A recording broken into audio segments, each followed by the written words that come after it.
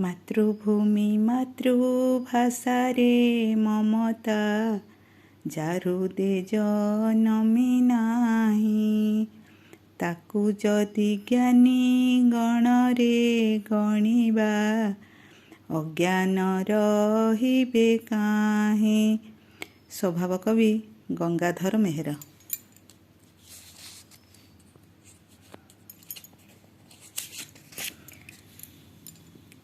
ଜାତି ନନ୍ଦୀ ଘୋଷ ଚଳିବ କି ଭାଇ ସ୍ୱାର୍ଥକୁ ସାରଥି କଲେ।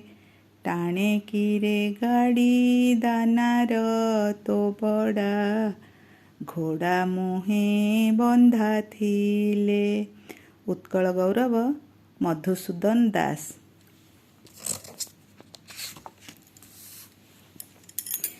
ମାନବ ଜୀବନ ନୁହଁ କେବଳ ବର୍ଷ ମାସ ଦିନ ଦଣ୍ଡ।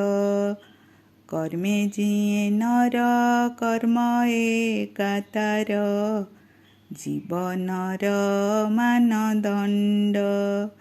ଉତ୍କଳମଣି ଗୋପବନ୍ଧୁ ଦାସ। ଓଡ଼ିଆ ଭାଷା ଆମର ଗର୍ବ ଓ ଗୌରବ।